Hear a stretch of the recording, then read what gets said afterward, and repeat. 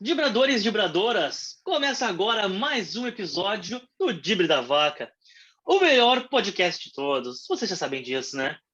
Mas enfim, estamos aqui hoje para falarmos, pessoal, já que ontem não fizemos um vídeo do Grêmio por motivos alheios à nossa vontade, mas então falaremos rapidamente sobre o empate do Grêmio contra o Brusque, mais um empate desse time desgraçado do Grêmio fora de casa, e também do empate do Colorado contra o São Paulo por 3-3 no Beira-Rio. Jogaço, jogo muito bem jogado, né? Ficou um pleonaço, mas foi uma bela partida. E antes de mais nada, né? Seja bem-vindo, meu querido amigo Rodrigo Cordeiro. Fala, Fernando, beleza, meu querido? Belezinha, velho, belezinha. Hoje mais calma, ontem eu estava puto com o meu time. E o amigo, tudo certo? Cara, hoje eu tô puto, porque eu vim do jogo, né? Então o cara já veio com os ânimos à flor da pele. Mas tamo aí, tamo aí. Completamente.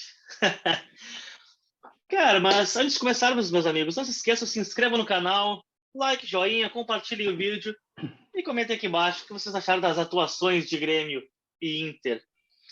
Então, começando pela terça-feira, o Grêmio foi a Brusque, Santa Catarina, para voltar a ser aquele Grêmio irritante, aquele Grêmio nojento que dá raiva para o torcedor. E mais uma vez, não conquistou a vitória fora de casa, perdeu bela chance de ir para a segunda colocação na Série B, mas encerra então o primeiro turno na quarta colocação, zona de acesso, segue tranquilo na busca pela volta à Série A, mas o futebol tá pecando. Meu querido amigo, antes de eu falar minha parte, quer falar algo sobre a partida?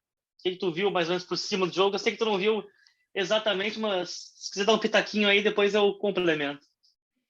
Cara, eu vi um Grêmio sofrendo, cara.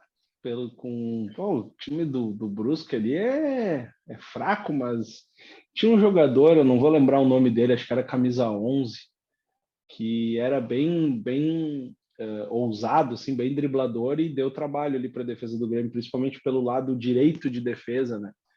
Mas eu não vi muita coisa, que nem eu te comentei, mas eu vi o Grêmio com muita dificuldade para criar um time um pouco mais para Muito. frente, né? Pelo menos com a ideia de Ferreira, Diego Souza, Biel e atrás deles o Campaz, né? Com o Vila Sante e o Bitelo, mas eu achei que o Grêmio ficou faltando um jogador para desarmar ou para tentar roubar a bola do Brusque. E aí o Brusque, na tentativa ali, conseguiu chegar um pouco. O Grêmio também teve algumas escapadas, mas não teve muitas chances, né? Mas foi isso. Acho que foi um empatezinho amargo, né? Mas até pelo que se fez o jogo, o Grêmio acho que deve comemorar esse pontinho, porque eu acho que o Grêmio passou trabalho com o Brusque. Cara, eu vou dizer que eu concordo. O Grêmio. Eu assisti pouco do jogo, eu não estava em casa, mas estava acompanhando pelo celular. O Grêmio, mais ou menos, uma vez não jogou absolutamente nada fora de casa. É um time que me lembra um pouco aquele time do Mano Menezes de 2007, da Libertadores, que era um suplício fora de casa e vencia todas em casa na Libertadores. Cara, o Grêmio simplesmente parece que vai jogar fora de casa, já começa o jogo assim, eu fecho com o empate. Tá bom, empate, eu me contento, não precisamos ganhar, tô feliz assim. Só que, cara, não dá pra ser, sabe? Porra, é muito irritante, cara.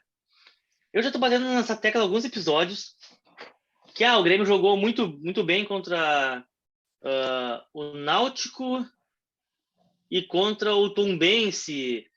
Dominou os jogos, melhorou. Só que, cara, eu tenho ainda uma pulguinha atrás da orelha. Se o Grêmio realmente melhorou ou se o Ferreira melhorou o time. Sabe que o Ferreira é muito acima da média. Eu acho que ele é o grande responsável pela mudança do Grêmio nas outras duas partidas. E ele esteve abaixo contra o Brusque. E o Grêmio não conseguiu jogar nada. Se o Ferreira não joga, o Grêmio não joga. E aí o Grêmio volta para aquela mesma bosta, aquela desgraça de 3, 4 anos já, de que se o cara do time, que é o ponto esquerda, né, sempre, não joga, o time não joga. E o Grêmio voltou a isso. O Grêmio, pelo menos, agora voltou a ter um ponto esquerda para tentar resolver algumas partidas. Mas na partida de ontem, cara, foi fraco, cara. Foi fraco. O Grêmio não conseguia criar, não conseguia trocar 2, 3 passes. Na única jogada que fez, o Ferreira recebeu na meia, infiltrou a bola pro Bitelo, entrou livre, gol do Grêmio, 1-0. E aí, né, Grêmio, sei lá, um ano sem levar gol, um gol nos últimos 11 jogos, se não me engano, um gol sofrido nos últimos 11 jogos. E aí, né, entra Diogo Barbosa, não tem, né, não tem como ser feliz com esse animal na equipe.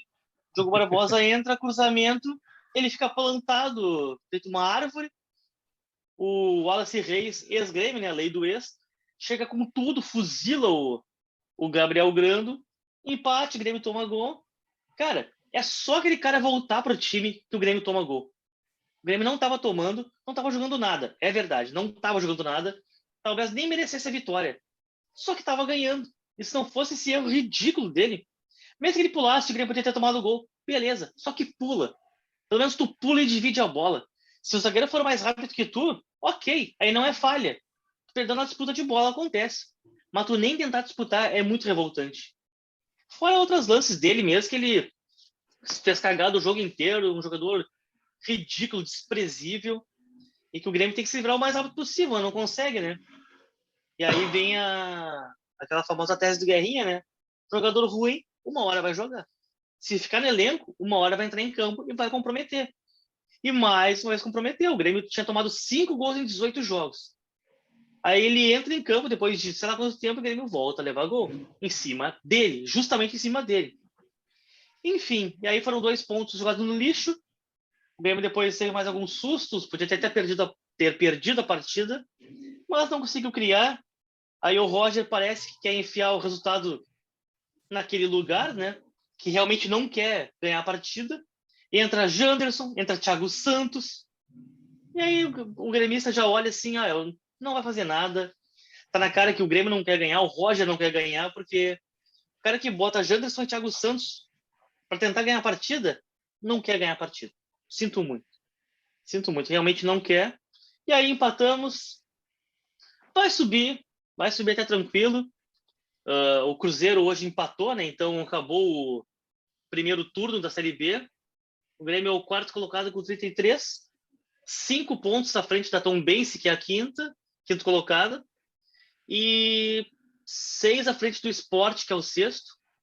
Apesar do Grêmio empatar um caminhão de jogos, ainda assim tem 2 vitórias a mais que os adversários e muitos gols a mais de saldo, ou seja, o Grêmio tem uma gordura de praticamente 3 partidas para os times que vêm embaixo. Então a tendência é que suba tranquilo. Acho que o Grêmio vai brigar pelo vice-campeonato, talvez até pelo título, porque o Cruzeiro acho que já não ganha uns 3 ou 4 jogos, vem derrapando, empatando, perdendo. Ainda assim tá 8 pontos à frente do Grêmio. Deixa eu ver, 8 mesmo? Não, 9 pontos à frente do Grêmio. 7 pontos à frente do Vasco, que é o segundo. Caminha passos largos para ser campeão da Série B. Mas tem dado uma decaída e se o Grêmio melhorar um pouco, acho que pode buscar o título. Mas vai subir tranquilo. A tendência é que suba tranquilo. Algo a acrescentar, meu querido? Ou passamos para o Colorado, que eu estou mais interessado? Cara, não tem muito o que falar, eu não vi muito, então vamos Sim. porque eu sei um pouquinho mais. Beleza, então só para fechar de Grêmio aqui, o Grêmio volta a campo no sábado, às 4h30 na Arena contra a Ponte Preta. Talvez com a estreia de Lucas Leiva. Vamos aguardar. O Grêmio conseguiu fazer mais uma cagada e não inscreveu o cara ainda, né? Não está no bid ainda. Então ainda é dúvida para estrear sábado, mas talvez estreie sábado. E bora então para a Série A. O Beira-Rio, joguinho das 8h30, 8h30, ou foi das 8? 8h30, né? 8h30. Das 8h30, o Colorado, numa bela partida, num belo jogo, empatou com o São Paulo em 3-3. Inter que esteve 3 vezes à frente do placar, conseguiu tomar o um empate nas 3 vezes, deixou escapar uma vitória contra o São Paulo extremamente desfalcado. Mas quero saber do meu amigo Rodrigo Cordeiro, que esteve em loco no Beira-Rio.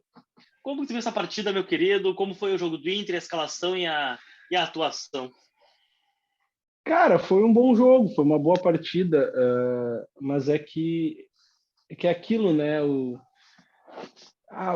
Cara, o São Paulo é chatinho, cara. É um time que eles têm um bom toque de bola, eles têm uma qualidade interessante, assim, principalmente do meio para frente, sabe? Mas fica aquele gostinho de amargo, porque, como tu disseste, né, o Inter teve 3 vezes na frente do placar. O Inter abriu 1-0, tomou um empate, fez 2-1, tomou um empate, fez 3-2, aí conseguiu ir com esse 3-2 para o intervalo no sofrido, porque tomou a bola na trave ainda no finalzinho do primeiro tempo.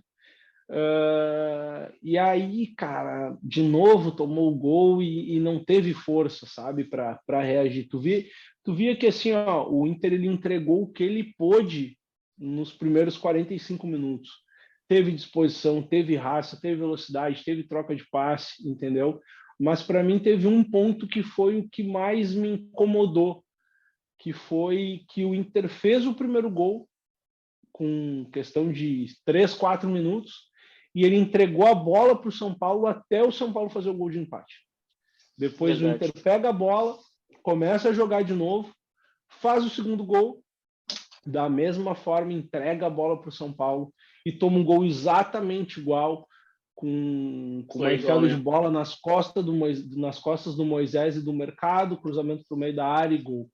E aí, num terceiro momento, o Inter começa a jogar, e aí sim, eu acho que foi o melhor momento do Inter no jogo, no primeiro tempo. Ele, de uma certa forma, ele começa a pressionar um pouco mais o São Paulo, e aí o alemão sofre o pênalti, é derrubado, sofre o pênalti, o Edenilson bate, para desespero meu, que eu estava bem atrás da goleira ali, o goleiro deu uma triscadinha, mas ele bateu bem, bateu alto.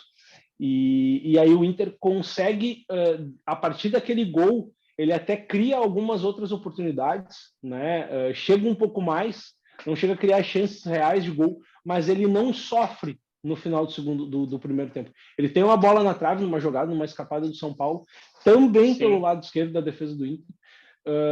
O que me chamou a atenção, principalmente no primeiro tempo, foi que, cara, o São Paulo ele joga espetado com 3 jogadores na frente, e aí ele ainda projeta o Rafinha por um lado, eu não sei quem é o lateral do outro lado lá, o lateral esquerdo. Então eles ficam com uma linha de 5 tramando bola. E aí no segundo tempo ali, principalmente, o Mano ele coloca o Depena como lateral esquerdo e o Moisés como um terceiro zagueiro. Sim. Igor Vinícius, lateral. Igor Vinícius. Bem rápido, ele bem ágil. Porque, cara, o Inter sofreu demais no primeiro tempo por aquele lado. E uma outra coisa que o Mano corrige, Moisés, ele faz uma inversão. Ele faz uma inversão mercado com o Moledo, porque o São Paulo se posicionava por ali, enfiava a bola na corrida, e nem o Moisés, nem o Mercado bem mais veteranão, assim, né? E não é um jogador que é rápido, o tempo todo sendo acossado ali com pelo menos 2 jogadores. Então ele consegue corrigir um problema, estancar um problema, tira o Maurício, que não fez uma boa partida, né? Botou o Johnny, e aí eu imaginei que ele fosse fazer mais ou menos o que ele fez contra o Atlético Paranaense, que foi fazer 2 linhas de 4, com o Depena e o Edenilson bem mais ponteiros, mas aí não, porque logo tu via que o Depena caía muito mais para a parte defensiva, né? E aí faltava um jogador de escapada. O Pedro Henrique, enquanto teve pulmão, conseguiu levar vantagem, foi muito bem na partida. O alemão conseguiu levar muita vantagem para cima do zagueiro do São Paulo, muita vantagem mesmo também, enquanto ele teve pulmão e segurou. Só que hoje, para mim, faltou o que o Inter tem tido de melhor, que é muitas vezes ter uma reposição no banco, ter um jogador que consiga.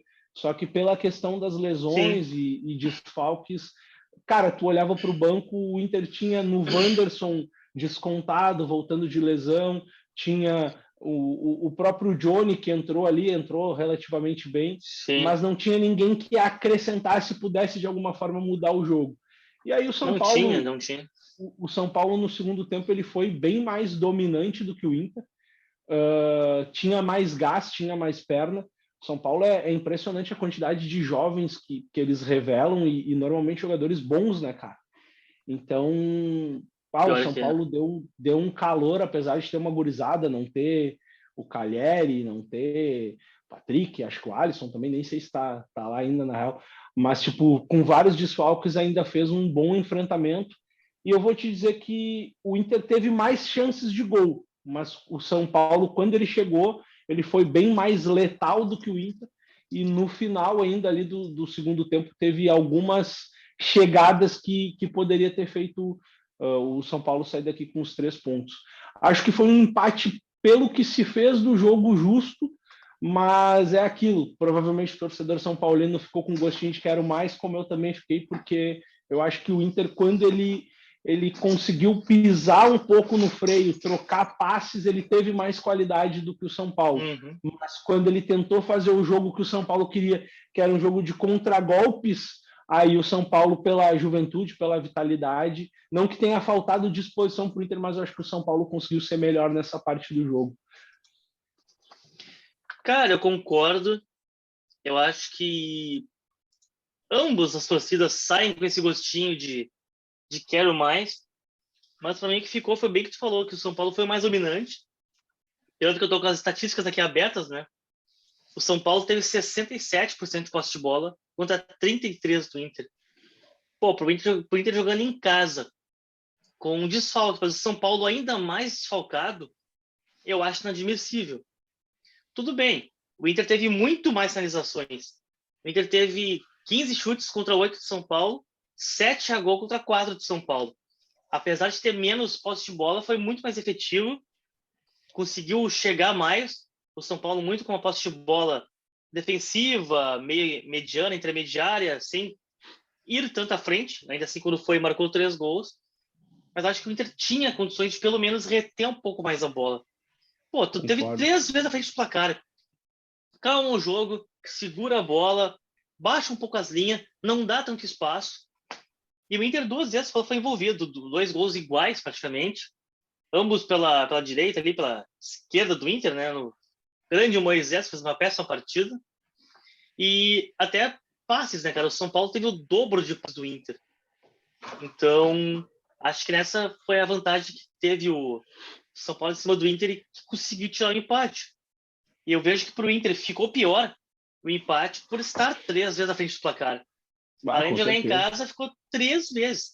Teve, 3 chances de ter vencido a partida, ter se segurado.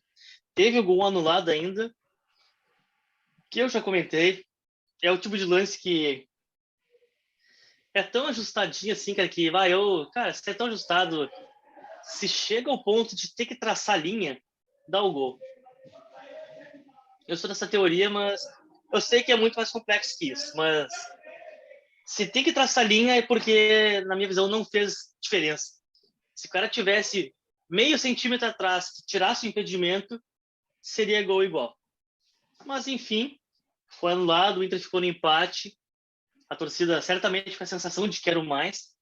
Mas eu vi um jogo muito franco, muito aberto. O Inter, principalmente com o Pedro Henrique, que tu falou, atacando muito bem, conseguindo levar vantagem quase sempre sobre o sistema defensivo de São Paulo. São Paulo não estava marcando bem. E, além disso, um cara inteligente, né? Que é o primeiro gol dele. Ele viu que não tinha ninguém marcando, foi mais para trás para dar tempo da bola chegar e peixinho, um fuzilamento pro goleiro. Falha ridícula do zagueiro do São Paulo. Como é que tu deixa um cara dessa qualidade todo livre na pequena área, sabe? Mas, como eu falei, mérito do atacante. Não tem ninguém marcando, ó. Eles se preocuparam com o Moledo. O Moledo sobe na frente dele, acho que vão 2 jogadores no Exatamente. Moledo e ele fica completamente livre. Totalmente livre. E aí o segundo gol dele também, de novo livre, também cruzamento. Outra vez ele tá livre, chega e mete pro gol. Então tu vê que é um cara, além de ser bom tecnicamente, é um jogador muito inteligente. Tá bem posicionado, tá muito atento às jogadas, posiciona muito bem para receber a bola. Mais uma boa contratação do Inter. E eu não sei se não foi dele o passe pro pênalti que o alemão sofre. Pode ser que eu esteja fazendo me equivocando. Eu não vou lembrar. Cara, foi um baita passe, porque pega a defesa toda saindo. Se não foi dele, foi num lance um pouquinho antes, que acho que foi ele que recebe uma bola e chuta em cima do goleiro. Sim. Mas ele está se mostrando um jogador com muita entrega, muito inteligente, muito participativo, né? Que como o Inter tem no Wanderson, ou tinha, né, até o momento da lesão ali pelo lado esquerdo, o Pedro Henrique está fazendo isso pelo lado direito, e eu acho que ele está fazendo uma boa dupla ali com o alemão, cara. Eu gostei bastante da participação do alemão hoje. Eu até então não tinha visto em loco, né? Não tinha estado no Beira-Rio para ver. Sim. e gostei bastante da atuação do centroavante do Inter, porque ele conseguiu reter a bola, né? Conseguiu, de uma certa forma, levar vantagens. Ele se atrapalha, erra, porque tu vê que, né, falta qualidade técnica ali, mas muitas vezes até tomada de decisão, mas ele consegue se encaixar, se entender bem com o Pedro Henrique, que é muito rápido, né, cara? Os caras botam a bola na frente, o homem vai e deve ter um chimarrãozinho, a bergamota esperando o homem, né? E aí ele vai que vai.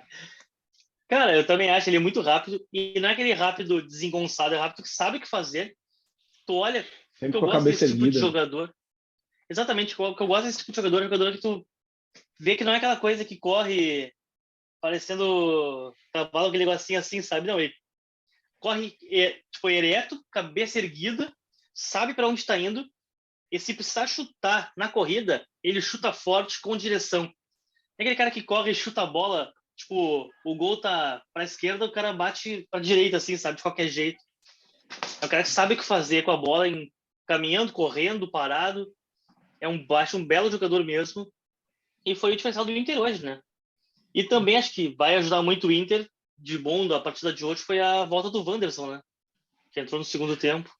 E entrou bem, cara. Ele entrou conseguindo algumas vitórias pessoais e tudo mais. Achei bem ele, porque pensa, né? Um jogador que estava quase um mês fora, volta de uma lesão muscular e voltou com o Inter naquele momento que ele entra o Inter contra-atacando, né? Ele conseguiu puxar alguns contra-ataques. Faltou foi um pouco mais de presença, né? O Depena estava muito preso na marcação e não pôde ajudar muito ali no ataque. O Ed conseguiu ajudar um pouco mais, mas quando chegou para definir ali, tanto ele como o Johnny pisavam na área, não... teve umas duas bolas que ele tentou chapar, assim, recuou para o goleiro, em vez de dar uma... bota para dentro, cara. Uma bangornada, né? Fecha o olho e dá-lhe de dedão. Concordo. Mas é aquela coisa, tá voltando de lesão, e antes de se lesionar, era o melhor jogador do time, né? Disparado, né? Com certeza. Tomara que volte naquele vai fazer. Exatamente, vai fazer diferença ainda pro Inter. Mas acho que é isso, né, meu querido? Mais alguma coisa a acrescentar sobre essa partida? Cara, o Moisés, né, cara, que talvez esteja se despedindo e fez, olha, um jogo para não sentir saudade dele. Já tá com a cabeça na Rússia, né? Pelo amor de Deus, que partida ridícula, foi muito fraco hoje. Ele foi muito mal, foi muito envolvido, né, e ele só serviu para mexer com os ânimos dos jogadores do São Paulo ali, que ele tava pela resenha, pela briga. Mas foi muito mal, foi muito aquém. Lembrou as piores atuações do Moisés. Exatamente. Tá ajudando o torcedor a querer que ele vá embora de verdade. Só, pode ir. Só vai. Mas o São Paulo se aproveitou bem também. Sabe que ele é um jogador que peca tecnicamente e sempre tinha dois ali, né? E o toque rápido do São Paulo, aquele 1-2, envolveu ele completamente. E o São Paulo também fez uma coisa, o Rafinha também, quando o São Paulo tinha bola, ele jogava como se fosse o terceiro zagueiro pelo lado direito. Então ele conduzia a bola e ao invés de muitas vezes ter 2 contra 1, às vezes ficava 3 contra 2, mais fácil de triangular, né? E aí, ali, cara, por aquele lado ali, o São Paulo levou o tempo inteiro vantagem. O Mano refez, reposicionou, mas nem com o DPN ali não deu certo. Não deu certo. Tanto que, no segundo tempo, até o gol do São Paulo, acho que é o Luciano que faz de cabeça, uma jogada pelo lado esquerdo, ninguém chega, o cara vai levando, cruza e o Luciano dá uma testada ali. Foi uma testada, mas foi uma testada ainda meio... Como é que eu vou dizer, né? Meio longe, ele pega de né? canto, Não tava né? tão... Ele pega aqui, ó. Só que cara, a jeito que ele bate, eu tava na minha reta, assim, quando ele testou, eu olhei, foi gol. Sabia. Já não, na hora tu via, porque o jeito que ele bateu foi aquela bola que vai abrindo, o goleiro vai esticar o braço, mas não vai chegar, tá ligado? Enfim, meu velho, acho que é isso. Fechamos de Inter e São Paulo. Empate colorado. Um empatezinho, Maravilha, de volta no Beira-Rio depois de quase 2 anos e meio. Olha então, aí. E aí, lá. Como é que foi? Foi legal voltar para casa? Cara, foi legal, mas eu olhei para Yasmin foi comigo, né? A minha gremista no meio dos Colorado lá. Eu falei para ela assim, aí, amor, foi trio, foi demais. Daqui uns 2 anos e meio eu volto de novo. Que não, cara, já não tenho mais essa gana, sabe? Eu Ah, gosto de estar aqui, ó, zapeando na minha sim, TVzinha, acabou, puf, desligou, vamos gravar e já deu. era, né? Já, Ah, eu eu curto, eu virei, curto. eu virei o que eu Sim. mais temia, que era aquele torcedor de sofá aqui, ó, da preguiça. Nutella. Ah, deixa até a gurizada Ai, meu mais bem. jovem, aí deixa eles torcer, que eu já torci bastante. Já fez essa parte. Já fiz, já fiz. Ah, levantei umas Libertadores aí, Ah, uns valendo, né? negocinhos aí. Ah, não, pô, fui bem, fui bem. Foi bom, chega. Pegou a fase boa. Pegou a fase ruim, mas Peguei. também pegou uma fase boa. Não, não, peguei um momento bom, peguei um momento bonzinho. Sim. Só então, meu querido, repassando aqui a tabela, o Inter está na sexta colocação e vai encerrar assim a 18ª rodada, na sexta posição com 30 pontos. Momentaneamente está a 3 pontos do líder Palmeiras, que joga amanhã. Palmeiras vai a Minas enfrentar o América. Imagino que deva vencer, talvez abrir 6 pontos para o Inter. O Atlético Mineiro também, né? Se vencer, pode assumir a liderança em caso de tropeço do Palmeiras, ou ficar em segundo e abrir uma vantagem para o Inter, mas segue embolada a tabela, o Inter está no bolo, mas já vem tropeçando demais, empatando muito, deixando pontos importantes em casa. E vamos ver, né? Primeiro turno quase encerrando. Na próxima rodada, né? Falei de Palmeiras agora. O Inter vai a São Paulo, no Allianz Parque, jogaço, domingo, 4 da tarde, enfrentar o Palmeiras. E aí tu vê como esse empate faz falso. Se o Inter vencesse, teria tudo para ter chance de encerrar o turno como líder, né? Não conseguiu, não vai acontecer, muito dificilmente, né? Até o Palmeiras acho que dificilmente perde, mas enfim. É uma boa partida que mesmo o tropeço do Inter, se o Inter consegue uma vitória importante contra o Palmeiras lá, abre o segundo turno totalmente no bolo, com chance de título, bem dentro da zona da Libertadores. E imagino que vai ser uma grande partida. Até Meu querido porque amigo, depois do. Desculpa te cortar, mas aqui depois do Palmeiras tem o Atlético e depois já tem o Melgar. Então provavelmente o Inter vai poupar contra o Atlético, né? Mesmo sendo um é jogo aqui no verdade. Beira-Rio. Então, bom, eu não. É aquilo, né? Para mim o Inter tá num bolo bem interessante e tá brigando pelo que ele pode, né? Que é, para mim é a Libertadores. Óbvio que a gente espera mais, almeja mais, porque o time mostra alguns momentos muito bons, mas tem que estar nesse bolinho ali dos 6 primeiros ali, beliscando e não deixar desgarrar muito, né? Concordo, velho. É isso aí. Não pode deixar desgarrar, até porque alguns times que estão na frente têm uma Libertadores ainda, então deverão poupar em algum momento. E Com é bom o Inter certeza. estar ali naquele bolo para quando ter a chance de abocanhar e, quem Dá sabe, passar, beliscadinha, né? dá beliscadinha. Exatamente. Mas então é isso, meu querido amigo. Muito obrigado pela participação. Feito, Fernando. Até a próxima, meu querido. Até a próxima, meu velho. Valeu. Obrigado a todos que nos acompanharam até aqui. Voltaremos num próximo momento para falar sobre a dupla Grenal. Esperamos que com vitórias, né? Porque esses empatezinhos aí foram doídos, foram doídos. Um É. grande abraço e até a próxima.